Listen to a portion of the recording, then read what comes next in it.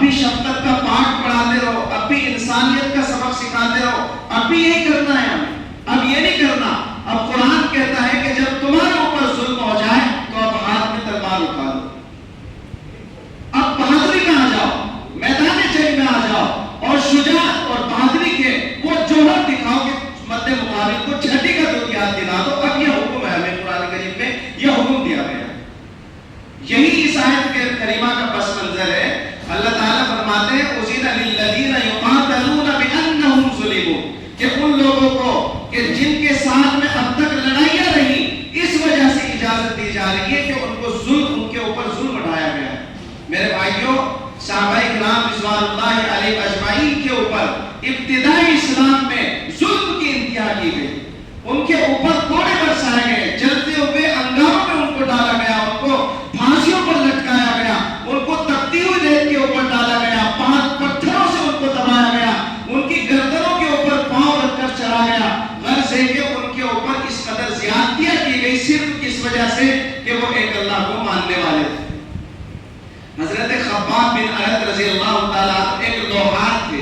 ان کا کام ہی یہ تھا کہ وہ بھٹیاں جلا کر کے لوہے کو گرم کر کے اور پھر اس لوہے سے کچھ بنایا کرتے تھے۔ ایک مرتبہ وہ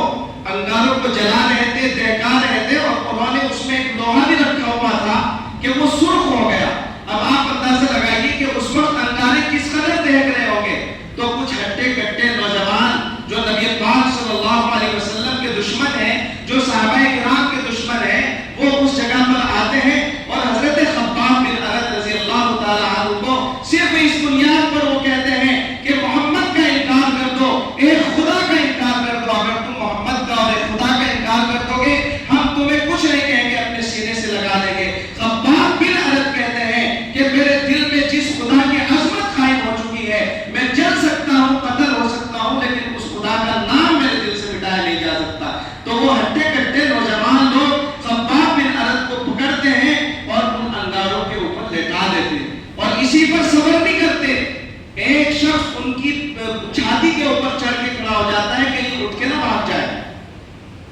حتیٰ کہ ان کا بدن اتنا جلتا ہے کہ چربی جلنے کی بو آنی شروع ہو جاتی ہے، اور وہ پانی جو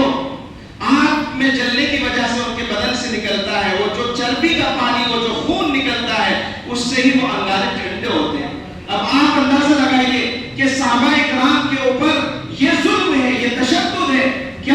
کیا تھا ان لوگوں نے؟ صرف یہی تو کہ اپنی زبان سے خدا کا اقرار کیا تھا، رسول اللہ صلی اللہ تعالیٰ علیہ وسلم کی رسالت کو تسلیم کیا تھا، ان کے اوپر یہ تشدد ڈھایا گیا۔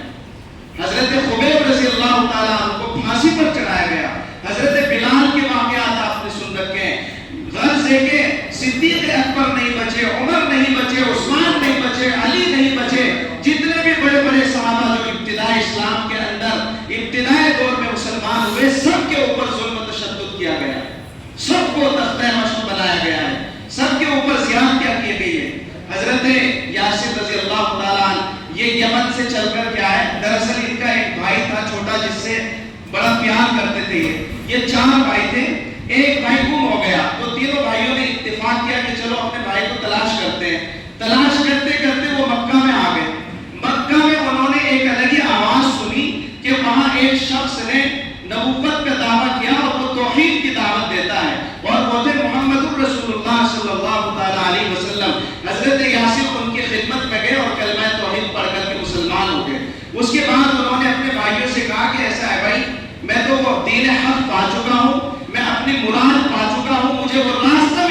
مل چکا ہے جو ہمیشہ ہمیشہ کے لیے کامیابی کا راستہ ہے، اس لیے میں تو مکہ چھوڑ کر نہیں جاتا، اگر تم بھی ٹھہرنا چاہتے ہو ٹھہر جاؤ، اور اگر جانا چاہتے ہو تو چلے جاؤ۔ چنانچہ وہ بھائی تو واپس آ گئے، اور حضرت یاسر رضی اللہ تعالیٰ ایک مسافر ہے، یمن سے چل کے آیا ہے، وہ مکہ کے اندر کلمہ توحید پڑھتا ہے، رسول اللہ صلی اللہ علیہ وسلم کا غلام بن جاتا ہے، آپ کے دامن سے وابستہ ہوتا ہے، تو کفار ان کے اوپر وہ زیادتیاں کرتے ہیں کہ جس کی نظیر نہیں ملتی۔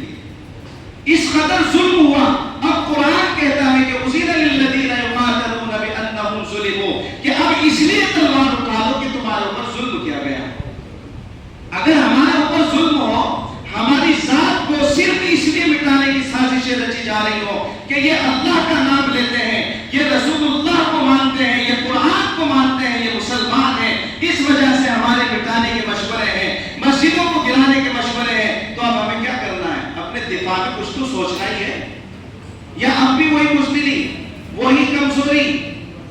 بھائیوں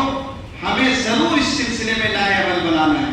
میرے محترم بزرگوں، میں نے آپ کو شروع میں یہ بات کہہ دی کہ اسلام کی اور قرآن کی واضح تعلیم یہ ہے کہ کسی جانور کو بھی نقصان پہنچانے کی اجازت نہیں اپنی طرف سے، لیکن اگر اپنی جان پر بن جائیں